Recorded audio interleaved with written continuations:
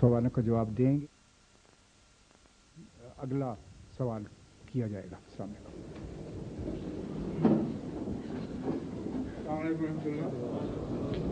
तशरीफ जी।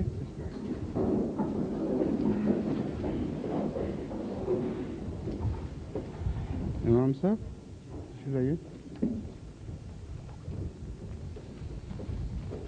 क्यों कार्रवाई हो गई है सब मुकम्मल? शराबत वगैरह सब कुछ ठीक है? वालेकुम रहमतुल्लाह। पहला सवाल मिस्टर अल्लाह दिता जफ़र साहब ईस्ट लंदन से हैं। ये MSc इन मैथमेटिक हैं और इस वक्त वॉल्थमस्ट्रो में पढ़ाते हैं। कहाँ? वॉल्थमस्ट्रो में जी। और एक स्कूल के गवर्नर्स भी हैं और मुस्लिम फैमिलीज़ एसोसिएशन ऑफ वॉल्थमस्ट्रो के सदर हैं। मैं अब अल्लाह दिता साहब से दरख्वास्त। अस्सलाम वालेकुम। वालेकुम सलाम रहमतुल्लाह। मुझे बहुत खुशी है कि मुझे आपसे सवाल करने का मौका मिला है। तो मेरा ये सवाल है कि मेरे ख्याल में तमाम दुनिया के मुसलमानों का ये फ़र्ज़ है और मकसद होना चाहिए कि आपस में इत्तेहाद और इत्तेफाक पैदा करें। लेकिन मैं समझता हूँ कि बहुत अफसोस है कि सदियाँ गुजर गई हैं लेकिन इत्तेफाक और इत्तेहाद पैदा नहीं हो सका, जिसकी वजह से ना हम मुसलमान दुनिया में ज़्यादा तरक्की कर सके हैं और ना हम अपने आप को मजबूत बना सके हैं। तो मेरा ये सवाल है कि हजूर पाक के ज़माने से भी सदियाँ गुजर गई हैं कि उस वक्त भी मुसलमान आपस में इत्तेफाक पैदा ना कर सके, एक दूसरे के ख़िलाफ़ लड़ते रहे, एक दूसरे को शहीद करते रहे। बड़े बड़े लीडर शहीद हो गए, बड़े बड़े अच्छे जो थे लीडर वो आपस में लड़कर एक दूसरे को उन्हें ख़त्म कर दिया। तो मेरा सवाल ये है कि क्या इस बेइत्तेफाकी की कौन सी वजूहात हैं और क्या आइंदा आपस में इत्तेफाक होने का या मुसलमानों की तरक्की करने का कोई इम्कान है? आप और आपकी जमात इस सिलसिले में पहले क्या कोशिशें की हैं, क्या कोशिशें कर रहे हैं और आइंदा क्या कोशिशें करेंगे? और मैं जवाब देता हूँ, तशरीफ रखिए। शुक्रिया। माशाल्लाह बड़ी अच्छी बात सूझी आपको और बड़ी हिकमत से आपने सवाल किए हैं। बड़ा माकूल है, इसमें कोई किसी किस्म का ना तासुब है ना कोई एतराज़ की खातिर, बल्कि गहरा फ़लसफ़ा है जिसे समझने की कोशिश आप फरमा रहे हैं। इख्तलाफ की वजह दो तरह से हुआ करती है। एक इख्तलाफ होता है तक़वा के नतीजे में, खुदा के खौफ के नतीजे में, और वो इख्तलाफ एक मोमिन की ज़िंदगी का लाज़मी हिस्सा है, उससे मफ़र कोई नहीं। अगर वो इख्तलाफ ना हो तो गुनाह है ये।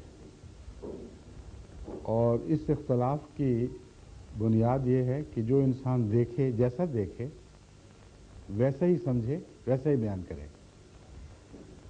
और इस इख्तलाफ को हज़रत सल्लल्लाहु अलैहि वसल्लम ने अज़ाब की बजाय रहमत करार दिया है। आपने फरमाया इख्तलाफ उम्मती रहमतुन, मेरी उम्मत का इख्तलाफ रहमत है। लेकिन उस उम्मत का जिसको अपनी तरफ मंसूब फरमा रहे हैं और जिसकी मिसालें खुद हज़रत सल्लल्लाहु अलैहि वसल्लम के ज़माने में हमारे सामने आती हैं। आपके अज़ीज़ तरीन सहाबा में भी इख्तलाफ होता था, लेकिन वो इख्तलाफ अव्वल तासुब से पाक था, उसके नतीजे में फसाद नहीं हुआ कभी। हज़रत अबू बकर सिद्दीक़ रज़ी अल्लाह ताला अन्हु, हज़रत उमर रज़ी अल्लाह ताला अन्हु के दरमियान इख्तलाफ हुए हैं। हज़रत अली रज़ी अल्लाह ताला अन्हु, हज़रत अबू बकर के दरमियान इख्तलाफ हुए। यानी सहाबा के वो इख्तलाफ में बयान कर रहा हूँ जो जिनका रसूलुल्लाह सल्लल्लाहु अलैहि वसल्लम की ज़िंदगी में भी ज़िक्र मिलता है और मान बात भी। लेकिन कोई ऐसा इख्तलाफ फसाद पर मुंतज नहीं हुआ, बल्कि एक दयानतदारी का तकाज़ा था। और जब वो इख्तलाफ हुज़ूर अकरम सल्लल्लाहु अलैहि वसल्लम की खिदमत में पेश किए गए तो आपने जो फैसला फरमाया उसे समयना व अताना के जज्बे से सुना और अताअत की कबूल कर लिया गया। اور وحدت پر پھر کوئی اثر نہیں پڑا۔ دوسرا اختلاف ہے جب دل پھٹ رہے ہوں اور تقوی کی کمی کی وجہ سے اختلاف ہو۔ اس اختلاف کے نمونے بھی خود حضور اکرم صلی اللہ علیہ وسلم کی زندگی میں ملتے ہیں اور قرآن ان کا ذکر کرتا ہے۔ ایسے منافقین تھے جو اختلاف کسی نیکی کی وجہ سے نہیں بلکہ فساد کی خاطر کرتے تھے، اور وہ ہیں جو بدنصیب لوگ ہیں جن کے نتیجے میں پھر امتیں پھٹ جایا کرتی ہیں۔ پہلے دور میں خلافت راشدہ کے زمانے تک الا ماشاء اللہ اکثریت ان لوگوں کی غالب رہی جو نیکی کی وجہ سے اختلاف کرتے تھے۔ چنانچہ خلافت کے دور میں بھی یہی سلسلہ جاری رہا، مگر جب فیصلہ سن لیا خلیفہ وقت کا تو سر تسلیم خم کر دیا گیا۔ یہ وہ روح ہے جس سے امت کی وحدت قائم رہتی ہے، اور اختلاف جو ہے وہ خیالات اور علوم کی نشو و نما کا موجب بنتا ہے۔ اگر اس اختلاف کو مٹا دیا جائے تو قومیں جامد ہو جائیں گی اور ان سے ہر قسم کی ترقی کی روح مفقود ہو جائے گی۔ بس رحمت ایک اختلاف کا نام ہے جو خود رسول اللہ نے رکھا صلی اللہ علیہ وسلم۔ ایک دوسرا اختلاف ہے جو دل پھٹنے کے نتیجے میں پیدا ہوتا ہے اور وہ لازماً امت کو پھاڑتا ہے۔ اب رسول اللہ صلی اللہ علیہ وسلم کے زمانے میں جو اختلافات ہوئے اس کے نتیجے میں گروہ بندی کوئی نہیں ہوئی۔ آپ کہیں نہیں دیکھیں گے کچھ حضرت علی کے پیچھے چل پڑے، کچھ عمر کے پیچھے چل پڑے، کچھ عثمان اور ابو بکر کے پیچھے چل پڑے رضوان اللہ علیہم، بلکہ اختلاف ہوا، بات ختم ہوئی اور دل سے مٹ گئی۔ مگر وہ اختلاف جو بدنصیبی سے ہو، جس میں دل کی کجی شامل ہو، وہ کبھی بھی افتراق کیے بغیر ٹھہرا نہیں کرتا، دل پھاڑتا ہے۔ یہ دور جو ہے یہ بات کا دور ہے، لیکن اس میں بھی شروع میں ہمیں یہ حق نہیں کہ ہر ایک پر بدنیتی کا الزام لگائیں، کیونکہ اس میں بھی پھر بعض اختلاف ایسے ہیں جن میں تقوی کی بو آتی ہے، اور تقوی کی وجہ سے بھی اختلاف ہے لیکن وہ فتنہ و فساد پر منتج نہیں ہوا۔ مثلا آغاز میں جب ائمہ کا اختلاف ہوا ہے، حضرت امام ابو حنیفہ کا، حضرت امام مالک کا، حضرت امام شافعی کا، احمد بن حنبل کا، تو ان کے اختلاف کے نتیجے میں پہلے دور میں جس دور کے یہ لوگ تھے کسی ایک فساد کی بھی خبر نہیں ملتی۔ اختلاف کے ساتھ وہ سب محبت کے رشتوں میں بھی بندھے رہے، اور ان اختلافات کی وجہ سے جو فقہی اختلاف ہے کسی نے دوسرے کو کافر قرار نہیں دیا۔ وہ جو دور شروع ہوا ہے وہ بنو امیہ کے آخری حصے میں اور بنو عباس کے آغاز کے حصے میں، اور پھر وہ سلسلہ جاری ہو گیا کہ فقہی یا عقائد کے اختلاف کی وجہ سے کچھ لوگوں نے اپنے پیچھے ایک گروہ مقرر بنا لیا، اور وہ گروہ آنکھیں بند کر کے ان کے پیچھے چلتا رہا، اور مذہب کے نام پر اختلاف کی وجہ سے خون خرابے اور فساد کی دعوتیں دی گئی، اور بہت ہی دردناک دور شروع ہوا ہے اسلام میں مذہب کے اختلاف کے فرقہ بازی پر منتج ہونے کا، اور فرقہ بازی بھی ایسی جو خونریز فرقہ بازی تھی۔ بس یہ وہ تنزل کا دور ہے جو بتا رہا ہے کہ اختلاف اپنی ذات میں کوئی بدی نہیں ہے اگر نیکی پر قائم ہو۔ اختلاف بدی تب بنتا ہے جب نیتوں میں فساد پیدا ہو، اور نیتوں کا فساد جو ہے وہ اعمال کو بگاڑ دیا کرتا ہے۔ ایسے دور کے علماء نے پھر اپنے پیچھے چلنے والوں کو اپنی ٹیریٹری بنایا ہے، اور یہ رجحان جوں آگے بڑھا ہے، یہ ٹیریٹوریل کانسیپٹ مسلمانوں میں داخل ہوا ہے، اور دوسرے مذاہب کا بھی یہی حال ہے۔ یہ ٹیریٹری اس قسم کی بنتی ہے پھر کہ ایسے علماء کو اگر یہ معلوم ہو کہ ہمارے پیچھے چلنے والے نماز نہیں پڑھتے، ظالم ہیں، فاسق ہیں، فاجر ہیں، दूसरों के हक मारते हैं, झूठ बोलते हैं, इनकी रातों की कोई नींद हराम नहीं होती।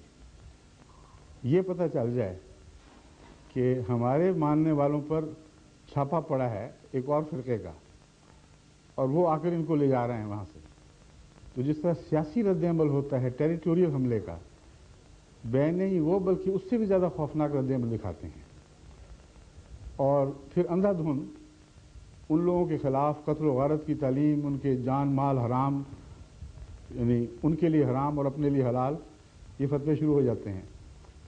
बस अगर इख्तलाफ की वजह तकवा की खराबी है तो उसका एक ही इलाज है कि तकवा को दोबारा कायम किया जाए, और तकवा अल्लाह की तरफ से आने वाले के बगैर कायम होना मुमकिन नहीं है। जब आसमान से कोई ऐसा शख्स आता है, यानी जिस्मानी तौर पर नहीं बल्कि अल्लाह के हुक्म से खड़ा होता है, तो वो इन्हीं लोगों में से इकट्ठे करता है उन लोगों को जो नेकी के नाम पर दूसरों का खून लेने की बजाय नेकी के नाम पर अपना खून देते हैं, दूसरों के माल लूटने की बजाय अपने माल लुटाते हैं। ये इस बात की कतई शहादत है कि ये लोग सच्चे हैं। उनसे मजहबी अकीदे का जो इख्तलाफ हो, ऐसी कौम को झूठा नहीं कहा जा सकता, और यही वो रूह है जो रफ्ता रफ्ता फिर गालिब आती है और आनी है। और चूंकि जमात अहमदिया का ये दावा है कि हम अल्लाह ताला के फजल के साथ खुदा के कायम करदा इस दौर के इमाम के पीछे चलने वाले हैं, उनको कबूल कर लिया है, इसलिए हमारे अंदर आपकी इलाम से देखेंगे और गौर करें तो आपको और भी ज़्यादा दिखाई देंगी, और इसके बगैर कौम की इस्लाह मुमकिन नहीं है। महज लेबल बदलने से कुछ भी नहीं हुआ करता। कई अहले कुरान है वो कहते हैं जी फ़िरक़ाबाज़ी ख़त्म करो, सिर्फ मुसलमान कहलाओ। मुसलमान कहलाओ, अंदर से क्या हाल होगा? अगर नफ़रतें उसी तरह कायम हैं, अगर अक़ीदों में कोई तब्दीली नहीं, तो लेबल बदलने से क्या हो जाएगा? बस फर्जी किस्से हैं। एक ही नुस्खा है जो अज़ल से कामयाब रहा है, वो ये कि अल्लाह ताला अपनी तरफ से किसी को भेजे। अगर कोई उम्मत आखिरी इन मानों में हो कि उसकी शरीयत हमेशा हमेशा के लिए कायम कर दी गई, अगर कोई रसूल ऐसा आ चुका हो कि जिसके बाद कोई उसके एक लफ्ज़ एक नुक्ते को भी तब्दील नहीं कर सकता, तो फिर लाजिमन ये सिलसिला उम्मती नबी से शुरू हो सकता है, उसके बगैर मुमकिन नहीं। यही हमारा अक़ीदा है। हम कोशिश कर रहे हैं, कुर्बानियाँ दे रहे हैं, और रफ्ता रफ्ता हम तमाम मुल्कों में एक इनकलाब बर्पा कर रहे हैं और ऐसी जमात पैदा कर रहे हैं जो इस्लाम के नाम पर कुर्बानियाँ दे रही है और इस्लाम के नाम पर इस आलमी इज्तिमा को वसीतर कर रही है। शुक्रिया। हजूर अगला सवाल कैप्टन उसाफ अहमद विंबलडन का है। उन्होंने सवाल भिजवाया है, क्या हज़रत मसीह अलैहिस्सलाम जी हैं यहाँ मौजूद? ये आज मौजूद नहीं है। सुबह उन्होंने टेलीफोन किया था, पिछले उर्दू सेशन में आए थे और उन्होंने दाढ़ी वाले जी वो यहाँ बैठे हुए थे, यहाँ बैठे थे। उन्होंने कहा है कि क्या हज़रत मसीह अलैहिस्सलाम और हज़रत मेहदी अलैहिस्सलाम के आने का कुरान पाक में ज़िक्र है? हदीसों की रोशनी में आपने इसकी वजाहत गुज़िश्ता उर्दू सवाल व जवाब की महफिल में फरमाई थी। वो चाहते हैं कि कुरान पाक में ज़िक्र है या नहीं। अब ये जो अंदाज है सवाल का, इसमें भी बहुत खुश मुज़मिर है। मेरा तजुर्बा है वसी कि जब एक अमूमी सवाल करते हैं लोग और मैं उनके जवाब दे देता हूँ, तो वहाँ से हटकर एक और पनाहगाह में जाने की कोशिश करते हैं। हालांकि ये अहले कुरान नहीं हैं, मगर चूँकि हदीस की रूह से ज़्यादातर ये सवाल उठाया गया कि आने वाले का जिक्र है, नुज़ूल होगा, इसलिए मैंने हदीस ही की रूह से इसका जवाब दिया था। मगर अब चूँकि उस पर मालूम ये होता है, क्योंकि मैं उसको देख रहा था इनका चेहरा, कम से कम इतनी उनमें नेकी है कि ज़िद नहीं की, खामोश बैठे रहे। अब सोचा है कि असल हाल ये है कि कुरान में जाओ, वहाँ से हमें शायद कोई मतलब की बात निकल आए। मगर बुनियादी बातें बाज़ हैं जो मैं उस वक्त भी खोली थी, अब मैं फिर खोलता हूँ। हज़रत सल्लल्लाहु अलैहि वसल्लम के मुतालिक कुरान गवाह है कि अपनी तरफ से कोई बात नहीं करते, कुल्लियतन वही पर मबनी कलाम है।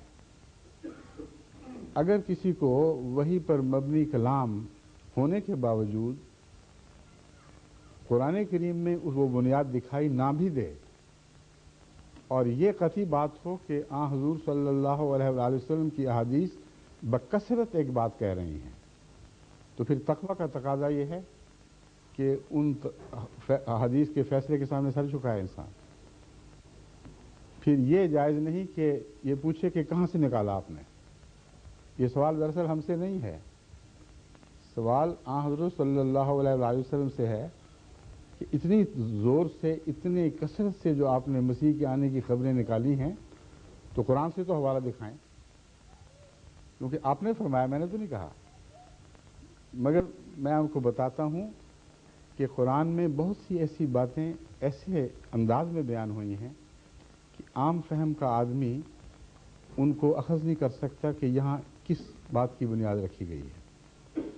मगर जिन पर शरीयत नाजिल हुई है, हज़रत मोहम्मद रसूलुल्लाह सल्लल्लाहु अलैहि वसल्लम, आप कतियत के साथ जानते थे कि इस बात की बुनियाद यहाँ मौजूद है, और हवाला दिया या ना दिया उसकी पेशगोई फरमाई, और पेशगोई जब 100% यकीनी तौर पर पूरी हुई और आपके ज़माने के 1200 साल के बाद पूरी हुई, तो फिर किसी को यह हक़ नहीं है कि ये कहे कि अपनी तरफ से बातें कही थी।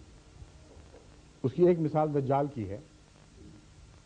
दज्जाल का नाम कुरान शरीफ से निकाल के दिखा दें, कोई जिक्र ही नहीं मिलता। जिक्र मिलता है मगर इस नाम के साथ नहीं।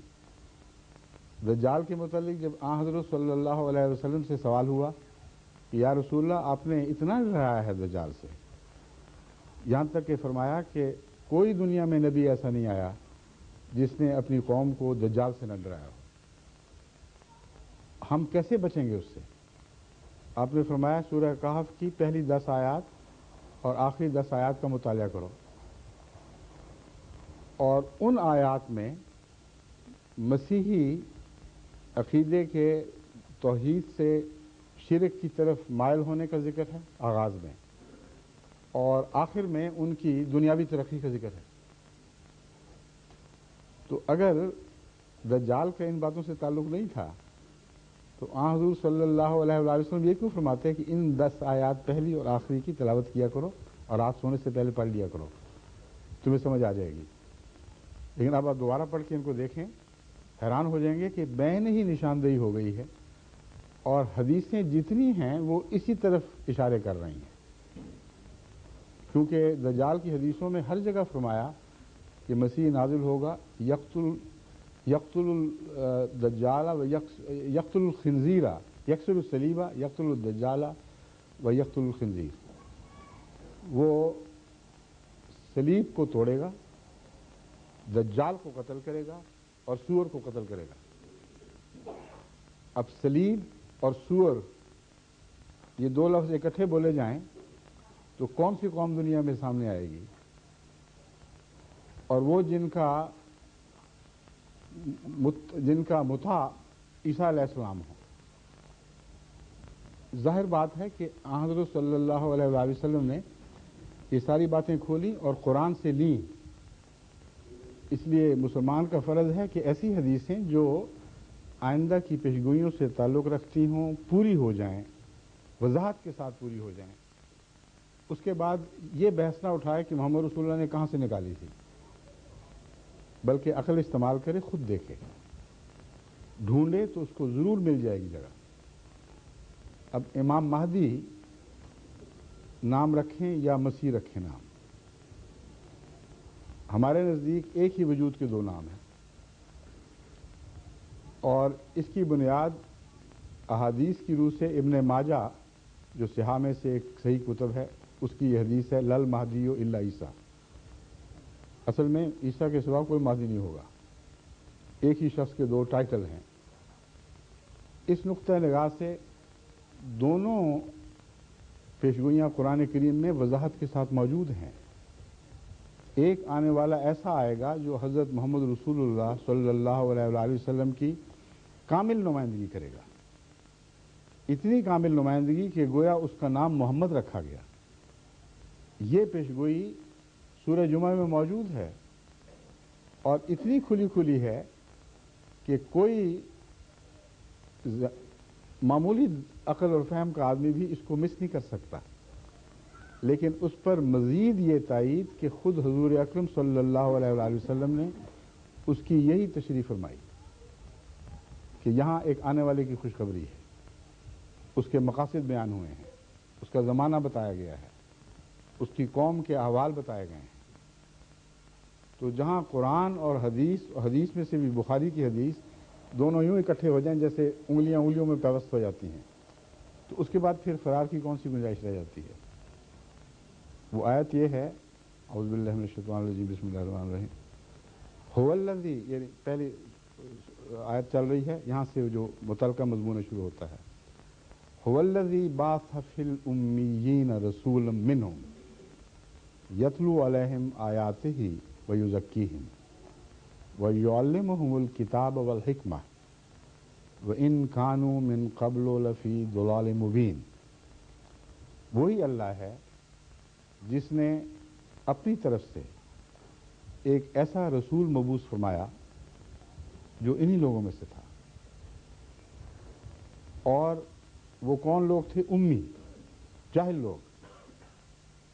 انہی میں سے اٹھا اور ایسی کایا پلٹی کہ یتلو علیہم آیات ہی، ان پر وہ اللہ تعالیٰ کی آیتیں تلاوت کرنے لگا، اور تلاوت کے ساتھ پاک تبدیلیاں پیدا کرنے لگا، ان کا تزکیہ کر دیا، ان کے قلوب کی کیفیت بدل دی۔ جب تلاوت قرآن فرمائی، جب دلوں کو پاک کر دیا، تب وہ اس بات کے اہل ہوئے کہ علم سیکھ سکیں، اس کے بغیر علم نہیں سیکھا جا سکتا۔ دلوں کی پاکیزگی شرط ہے، وہی بات جو میں پہلے بیان کر چکا ہوں، جو دل جھوٹے ہوں ان کے اوپر کوئی حکمت کی بات کارگر نہیں ہوتی۔ علم سکھائے اور حکمت سکھائے، صرف علم بیان نہ کرے، جیسا کہ علماء بھی کہتے ہیں ہم نے بتا دیا یہ فتویٰ ہے، وہ کہ بتاؤ کیوں ہے، کہتے ہیں جاؤ جہنم میں، تم انکار کرتے ہو اور تم کافر ہو گئے۔ رسول اللہ صلی اللہ علیہ وآلہ وسلم نے کبھی یہ طریقہ اختیار نہیں فرمایا، ایک دفعہ بھی۔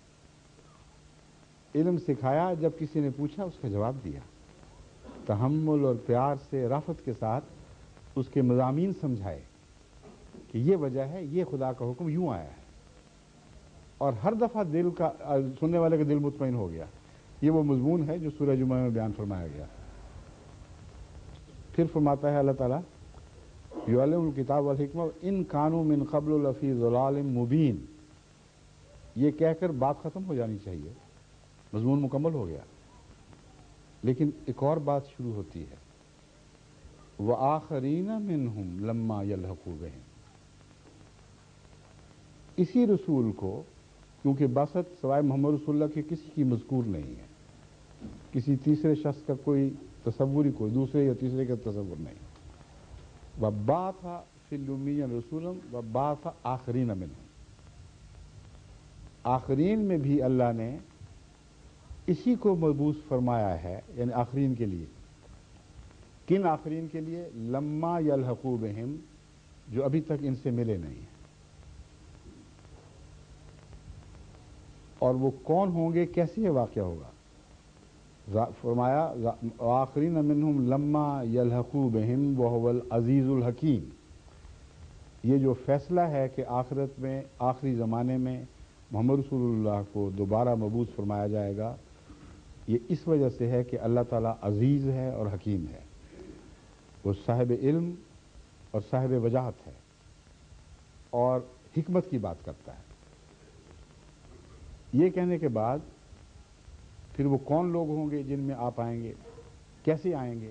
اس کا جواب دیا، ذالک فضل اللہ یؤتیہ من یشاء۔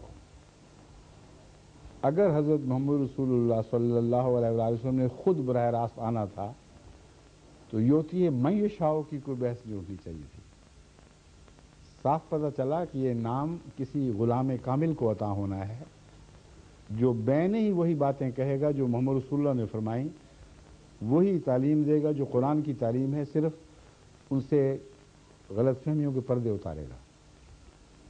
چنانچہ فرمایا کہ یہ کون ہوگا، اس کے متعلق فرماتا ہے ذالک فضل اللہ یؤتیہ من یشاء، اللہ کا فضل ہے، جس کو چاہے دے گا۔ یہ بحث نہیں اٹھے گی کہ عربی ہے کہ عجمی ہے۔ وہو العزیز وہو ذو الفضل العظیم، بڑے فضلوں والا خدا ہے۔ اب یہ جو آیات نازل ہوئی ہیں، بخاری میں آتا ہے کہ اس وقت صحابہ پاس بیٹھے ہوئے تھے، بسا اوقات وہی رسول اللہ صلی اللہ علیہ وآلہ وسلم پر تنہا نہیں اترتی تھی، بلکہ صحابہ کی میت میں موجود ان کے سامنے اترتی تھی۔ تو اس کو سن کر ان آیات کو ایک سوال کرنے والے نے سوال کیا، اس نے کہا وہ لوگ کون ہوں گے یا رسول اللہ جن کا ذکر چل رہا ہے؟ اس بات میں سوال والے کو کوئی شک نہیں تھا کہ محمد رسول اللہ ہی نے آنا ہے۔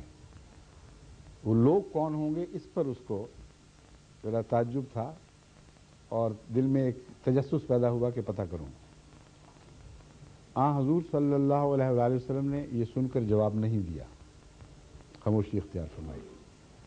اس نے پھر تکرار کی، پھر حضور اکرم صلی اللہ علیہ وآلہ وسلم نے خاموشی اختیار فرمائی۔ پھر تیسری مرتبہ جب اس نے پوچھا تو آپ نے دیکھا حضرت سلمان فارسی آپ کے پاس بیٹھے ہوئے تھے، ان کے کندھے پر ہاتھ رکھا اور یہ جواب دیا، لو کان الایمان عند ثریا لنالہ رجل من ہؤلاء۔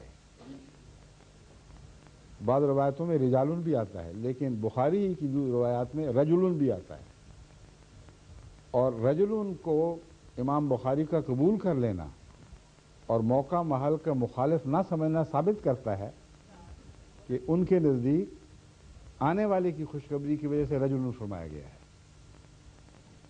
لیکن وہ رسول اللہ صلی اللہ علیہ وسلم بذات ہی خود نہیں ہوں گے، ان میں سے ہوں گے جو حضرت سلمان فارسی کی قوم ہے۔ اس کا ایک ترجمہ فارسی الاصل کیا جا سکتا ہے، ایک ترجمہ عرب کے مقابل پر عجمی کیا جا سکتا ہے، مگر قرآن کی آیت کا جو طرز بیان ہے اس سے یہ جو نکلتا ہے کہ ذالک فضل اللہ یؤتیہ من یشاء، اس سے یہ بات تو قطعیت سے ثابت ہو گئی کہ خود حضور اکرم صلی اللہ علیہ وآلہ وسلم نے اس کے یہ معنی نہیں سمجھے کہ وہ آنے والا جس کا یہاں ذکر ہے وہ عرب ہوگا، کیونکہ اکثر تو عرب کندھے پاس بیٹھے ہوئے تھے، ملا تو عجم کا کندھا ملا ہاتھ رکھنے کے لیے، اور یہ بات بتاتی ہے کہ یہ روحانی تفسیر تھی جو نازل ہوئی ہے۔ اس کی وجہ یہ ہے کہ حضور صلی اللہ علیہ وآلہ وسلم کے متعلق یہ مسلمہ بات ہے، تمام علماء سابقہ جو بزرگ علماء تھے، آج کل میں جانتا کیا کہتے ہوں گے، تمام گزشتہ علماء اس بات پر متفق ہیں، اہل جو علم حدیث کے واقف، کہ حضور کا انداز تھا جس بات میں جبرائیل نازل ہو کر وضاحت نہ کرے یا اللہ تعالیٰ براہ راست پہلے ہی دل پر اس کے معنی روشن نہ کر چکا ہو، وہاں اپنے منہ سے کلام نہیں کرتے تھے، خاموشی اختیار کیا کرتے تھے۔ بس 2 دفعہ کی خاموشی اور تیسری دفعہ کا جواب صاف بتا رہا ہے کہ یہ مبنی بر الہام کلام ہے جو حضور نے بیان فرمایا، اور کلام اتنا پر حکمت، اتنا مربوط ہے کہ کوئی معمولی عقل کا انسان بھی یہ کہہ نہیں سکتا کہ جھوٹے کی بنائی ہوئی بات ہے۔ سوال کیا ہے؟ وہ کون لوگ ہوں گے؟ جواب یہ ہے، اگر ایمان ثریا پر بھی چلا جائے تو ان لوگوں میں سے وہ ہوگا یا وہ ہوں گے جو ایمان کو آسمان سے واپس زمین پر لے آئیں گے۔ اس میں کتنی باتیں بیان ہو گئیں جو پوچھی جانی چاہیے تھی اور پوچھی نہیں گئی تھی۔ سوال یہ اٹھنا چاہیے تھا کہ یا رسول اللہ صلی اللہ علیہ وآلہ وسلم، آپ پر دین کامل ہو گیا، آپ کی کتاب آخری کتاب ہے، آپ آخری رسول ہیں، اور ہمیشہ کے لیے امت محمدیہ ایک جاری سکہ بن چکی ہے دنیا کے لیے، پھر یہ کیا قصہ ہے؟ کیوں کوئی آئے گا اور کیا کہے گا آگے؟ سب باتیں تو ہو چکی ہیں، تکمیل کتاب ہے، اتمام نعمت ہے، یہ سوال پوچھا جانا چاہیے تھا، اسی کا جواب دیتے ہیں۔ لو کان الایمان و عند الثریا، کہ باوجود تکمیل شریعت کے، باوجود میرے دائمی رسول ہونے کے، پھر بھی ممکن ہے کہ دلوں سے ایمان اٹھ جائے۔ اور رسول اللہ علیہ وسلم کے زمانے میں بھی ایمان اٹھتے تھے بعض بدبخت دلوں سے۔ تو شریعت کا کمال اور رسول کا ہر پہلو سے کامل ہونا ہرگز اس بات کی ضمانت نہیں ہے کہ قوم نیک اور پاکیزہ رہے گی۔ جس اختلاف کی آپ نے بات فرمائی تھی ابھی، وہ دیکھیں کتنی جلدی شروع ہوا ہے۔ تو ایمان ہے دل کا جو اصل فیصلہ کن چیز ہے، جس کی خاطر شریعتیں نازل ہوتی ہیں۔ اگر وہ اٹھ جائے تو پھر آسمان سے آنے والا ہی اس کی اصلاح کیا کرتا ہے، زمینی کا کام نہیں ہے۔ اور فرمایا وہ ثریا ستاروں پر بھی چلا جائے، ان میں سے کوئی ہوگا جو واپس لے آئے گا اور دوبارہ دلوں میں قائم کرے گا۔ یہ کیوں نہ فرمایا کہ علماء مل کر اکٹھے ہوں گے، ایک خلافت موومنٹ چلے گی، یہ اور اس قسم کے منہاج القرآن قسم کے دعوے دار اٹھیں گے، مودودی آئیں گے، فکر نہ کرنا بالکل، وہ سارے مل ملا کر سارے مسئلے ٹھیک کر لیں گے۔ یہاں صرف یہی نہیں بلکہ کسی ایک حدیث میں میں دہرا رہا ہوں آپ کے سامنے، حضرت صلی اللہ علیہ وسلم نے انحطاط کے زمانے میں علماء کے ذریعے اصلاح کا کوئی ذکر نہیں فرمایا، ایک دفعہ بھی، اور فرماتے نہیں تھے، کیونکہ آپ سے زیادہ انسانی روحانی بیماریوں پر کسی کی نظر نہیں تھی۔ آپ سے بڑھ کر کوئی نہیں جانتا تھا کہ مذہبی انحطاط اوپر سے شروع ہوا کرتا ہے۔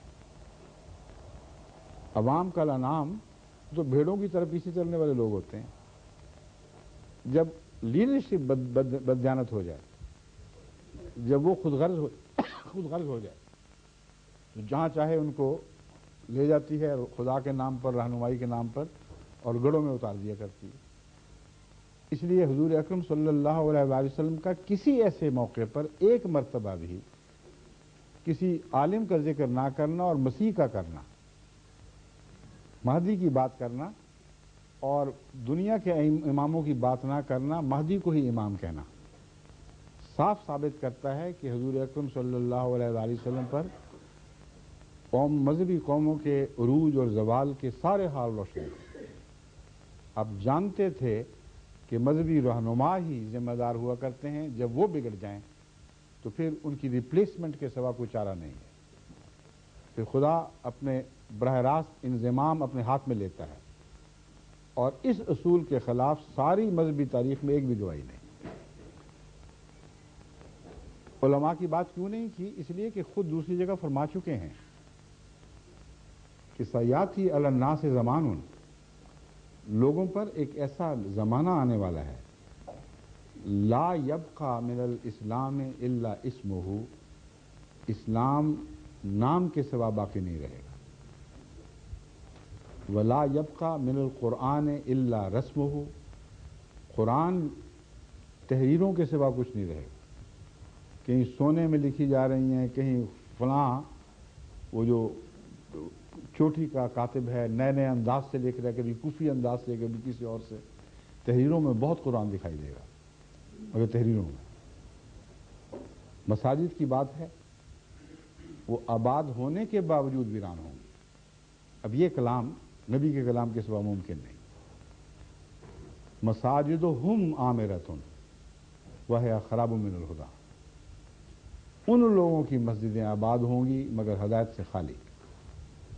اور دیکھیں یہاں اپنی طرف منسوب ہی نہیں کر رہے ان لوگوں کو، ہم کی بات ہو رہی ہے۔ یہ کہنے کے بعد اگر کسی ذہن میں یہ وہم اٹھے کہ کوئی حرج نہیں، ہمارے علماء کو اللہ سلامت رکھے، وہ ہمیں بچا لیں گے، اگلی پیشگوئی سنیں، علماؤہم شر من تحت عدیم السماء، ان لوگوں کے علماء جن کی یہ حالت ہے آسمان کے نیچے بدترین مخلوق ہوں گے. بدترین مخلوق اس لیے کہ وہ امت محمدیہ کے نام پر سند حاصل کرتے ہوئے امت محمدیہ کو بہکانے کے کام کریں گے. اور ان کی یہ خصلت بیان فرمائی من عندہم تخرج الفتنۃ وفیہم تعود. خود انہی میں سے فتنے پھوٹا کریں گے اور پھوٹ کر واپس آ جایا کریں گے. وہ جن باتوں کو حرام اور شریعت کے خلاف قرار دیں گے کچھ دیر فتوے دے کر واپس ہضم کر لیا کریں گے. اب اس کی مثالیں آپ کے سامنے پاکستان میں دیکھ لیں. بے نظیر پر یہ فتوے دینے والے کتنے تھے کہ عورت کی سربراہی اسلام شریعت کے خلاف ہے. مولانا مفتی محمود کے صاحبزادے فضل الرحمان صاحب وہ بھی مفتی ہیں, بڑی بلند آواز سے کہتے رہے اس پہ تو صلح ہو ہی نہیں سکتی. کیسے ممکن ہے کہ ہم شریعت کے معاملے میں اس عورت کی بات مان لیں اور خدا کی بات کو رد کر دیں. جب سمجھوتا ہو گیا تو انہی کی حکومت میں ان کی غلامی میں فارن افیئرز کے پارلیمنٹ کے نمائندہ بن کر دنیا میں سفر کیے اور کافی ہوٹلوں پہ خرچ کیا. اب بتائیں یہ فیہم تعود والی بات ہے کہ نہیں؟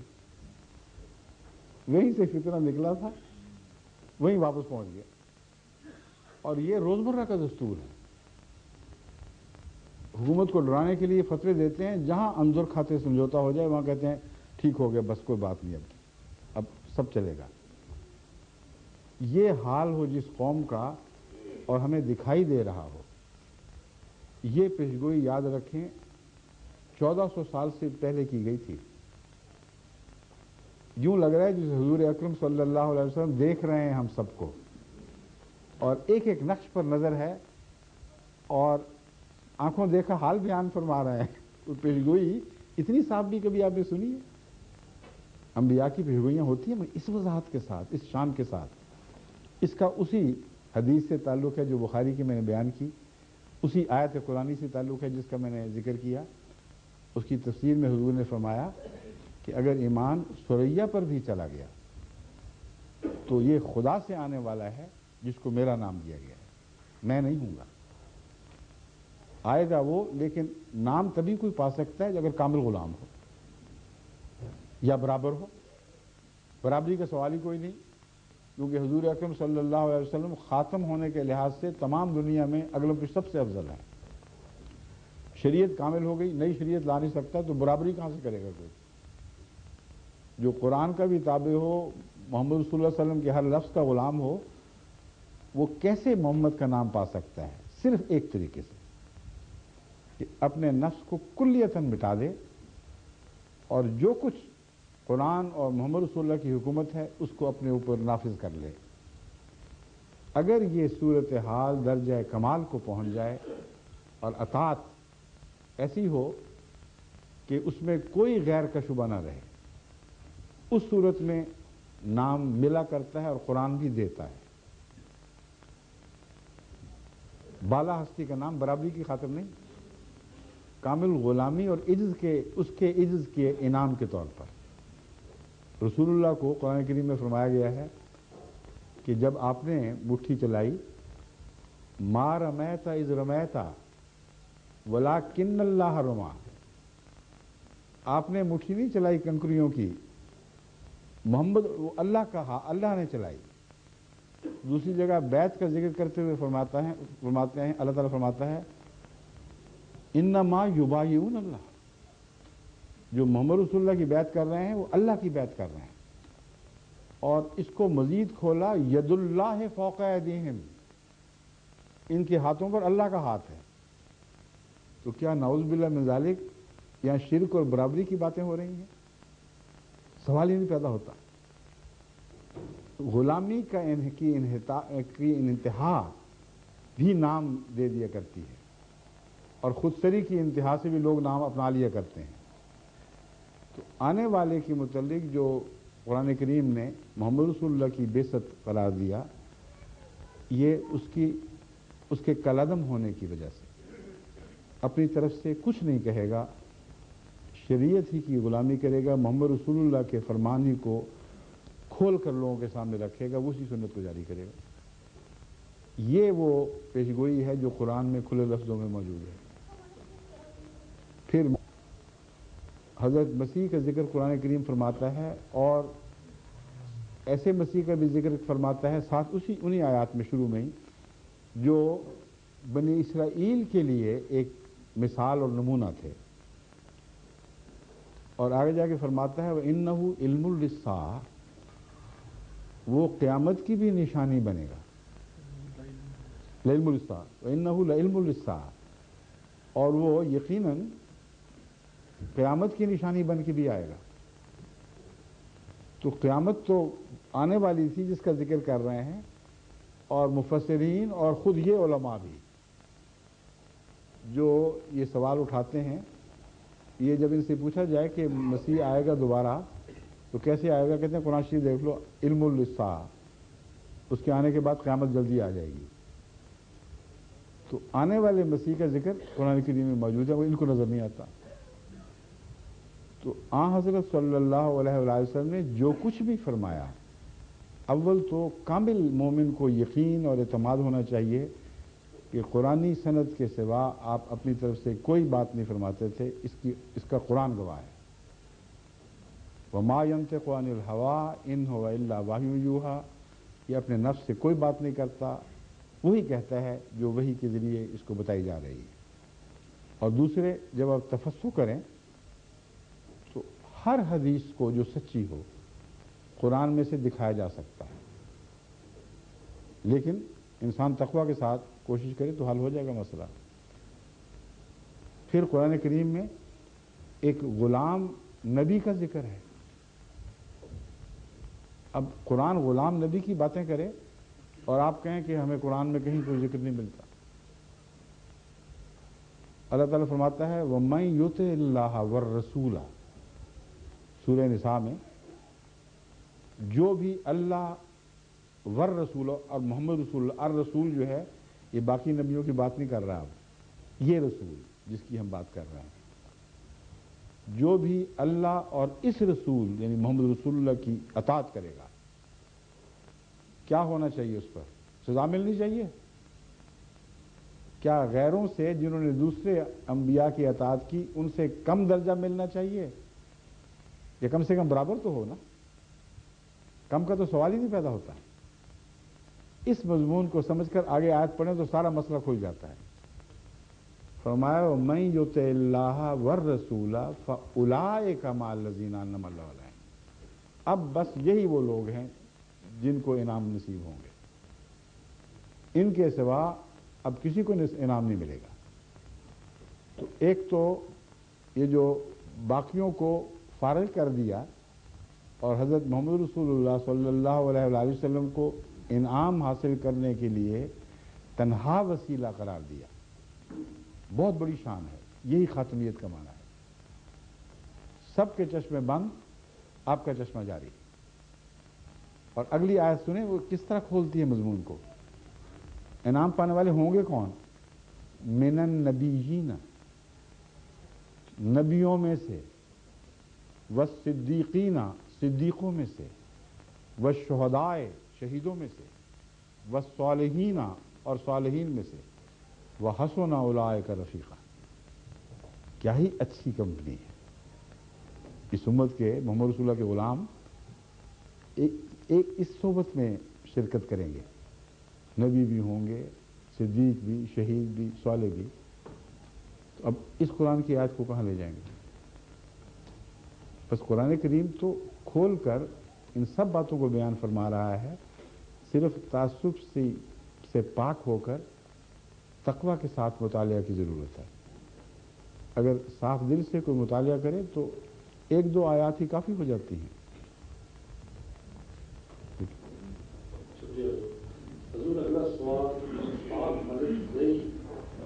से तशरीफ लाए हैं। कहाँ से? Hayes Middlesex. मैं मुश्ताक साहब से Assalamu alaikum. और इस्लाम रहमतुल्लाह। I got a English version of a Creation of Error, जो अंग्रेजी में है, मेरे पास उर्दू में नहीं है। जी अंग्रेजी में है ये, अगर आप इजाज़त दें तो उसकी दो तीन ये क्योंकि उर्दू मजलिस है, हाँ जी। आप तो उर्दू दान है ना माशाल्लाह। उर्दू जान है, लेकिन मैं इसका तर्जुमा कर दें। मैं तर्जुमा करूँ उससे तो मुझसे गलती हो जाए, इसलिए गलती होगी तो मैं हो सकता है कोई दुरुस्त करा देगा आपको। ठीक। पहले आप तर्जुमा कर दें, ठीक है, और ये बता भी दें कि यह पकड़ा क्या हुआ आपने। ये करेक्शन ऑफ एरर है, ये गलती का उजाला। अच्छा, हज़रत मसीह मौद इस्लाम की किताब रिसाला एक गलती का इजाला है। इसमें देखें आप बेतकल्लुफ तर्जुमा करें, क्योंकि मैं बार बार पढ़ चुका हूँ इस किताब को, हाँ जी। इसलिए अगर कोई गलती हुई तो मैं आपको बता दूंगा, समझे। अच्छा ठीक है, फिर आप अपनी ज़बान में जवाब दे दें। जी जी तो ये कहते हैं कि सब दरवाजे जो प्रॉफिट रूट के हैं वो बंद हो चुके हैं, ठीक सिर्फ सीरतुल सदीक के। जी। और इसके बाद आगे जाकर मिर्ज़ा साहब फरमाते हैं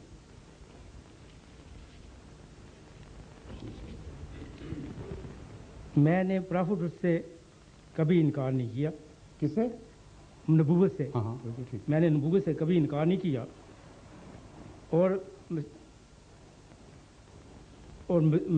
मैसेंजरशिप इज ओनली सेंस जी neither I am independent bear of, मैं इंडिपेंडेंट बेयर ऑफ लॉ नहीं हूँ, मेरे पास कोई शरीयत नहीं है। बिल्कुल सही है। ठीक। ये इसमें कोई तजाद नहीं है, बात आपका तर्जुमा भी दुरुस्त है। बात यह है कि उस वक्त जो बहसें उठ रही थीं जिनके जवाब में आपने गलतफहमी का इजाला किया है, वो अगर पस मंज़र आपको मालूम हो जाए तो इन दो बातों में कोई भी तजाद कंट्रडिक्शन नहीं है, समझ गए। मैं बताता आगे जरा थोड़ा पढ़ दूं? हूँ शौक से। जो खात्मे नबूवत है वो एक बरूज की निशानी है। जी किसकी। बरूज, बरूज जिली बरूज जैसे आप अच्छा कहते हैं। एंड ठीक है। मोहम्मद और अहमद बुरहान अहमदिया के एक करेक्टर थे, एक समझे कि वो करेक्टर समझे क्या, एंड वेरी बिंग, और एक किस्म के होली प्रॉफिट। हाँ मैं आपको बता देता हूँ, अब इसको जरा थोड़ी देर छोड़िए। ये जो तर्जमे हैं उसकी बजाय बरह रास्त मुझसे समझ लें बात, समझ गए। इस किताब से मुतल्लिक जमात अहमदिया के दरमियान ही गैर मुबाइन उन अहमदियों के दरमियान जो खिलाफत से वाबस्ता नहीं है, और उन अहमदियों के दरमियान जो खिलाफत से वाबस्ता हैं, बहुत बहसें उठ चुकी हैं। इसलिए जो आप सवाल आपने करना है इसके तमाम पहलू मुझ पर खूब रोशन हैं। मैं आपकी तसल्ली करा देता हूँ कि आप क्या कहना चाहते हैं, और किसी पहलू से भी आपके कलाम में कोई तजाद नहीं है।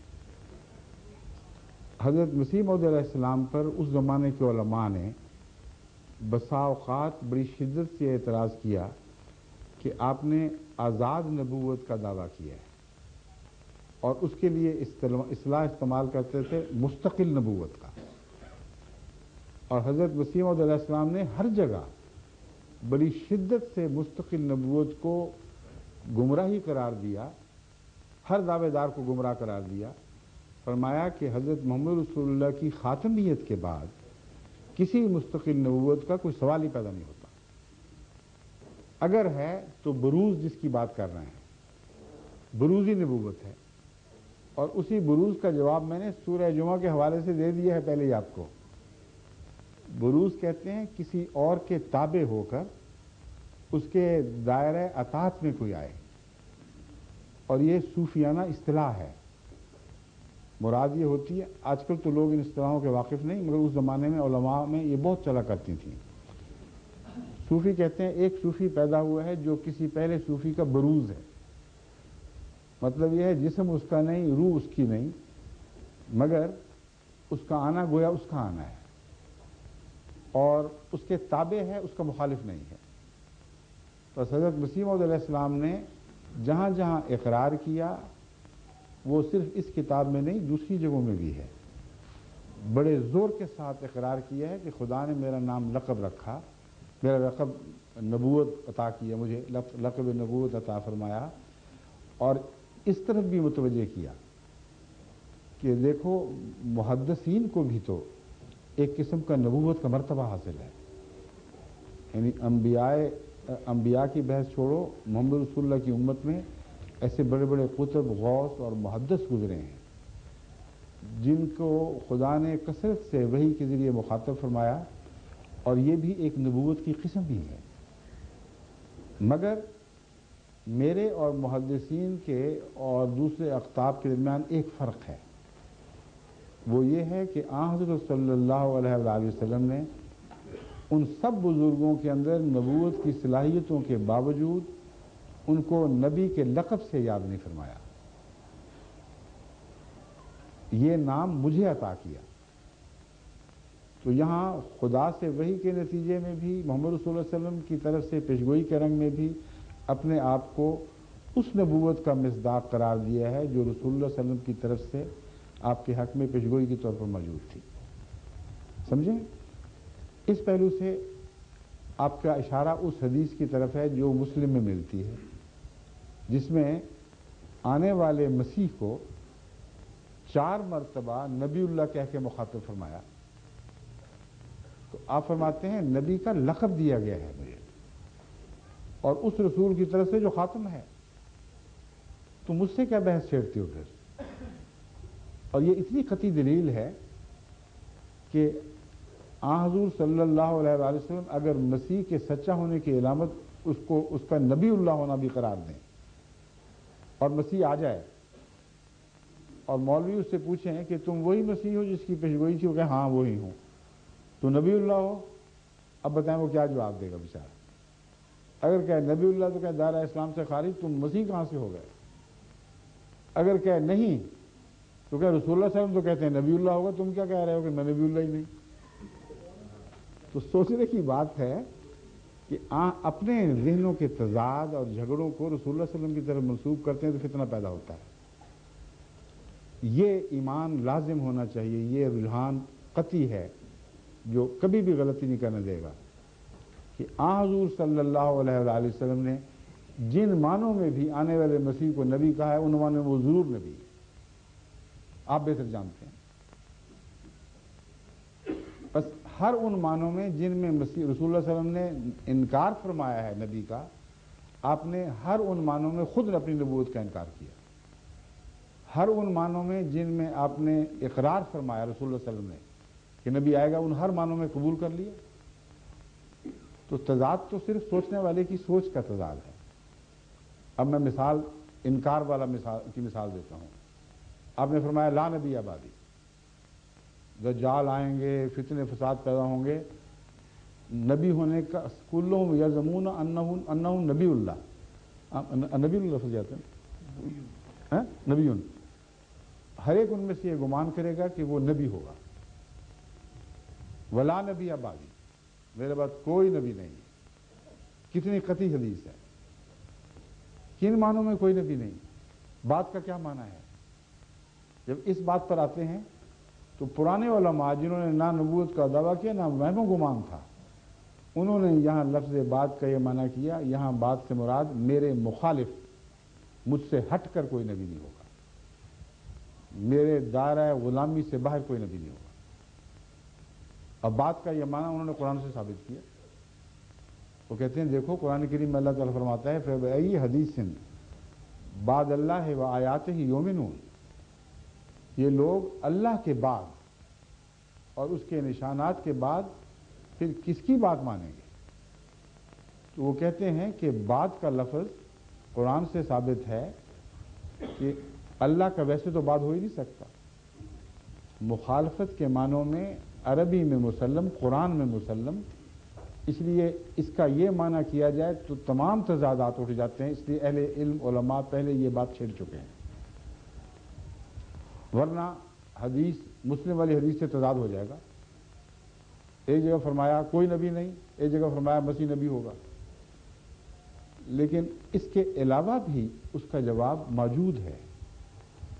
वो इस तरह कि हुजूर अकरम सल्लल्लाहु अलैहि वसल्लम ने जब ला नबी आबादी फरमाया तो मुल्ला अली कारी के नज़दीक तो ये माने हैं जो मैंने बयान किए कि आपसे हटकर, आपके दायरे से बाहर आपका मुखालिफ कोई नबी नहीं आ सकता, नामुमकिन है। बड़ा माकूल माना है। مگر اس کے علاوہ زمانے کی تعین کرنے والے بھی معنی خود حضور نے فرمائے ہیں۔ جس مسیح کو نبی اللہ فرمایا اسی کا ذکر کرتے ہوئے فرمایا لیسا نبی بینی و بینہ، میرے اور اس کے درمیان کوئی نبی نہیں۔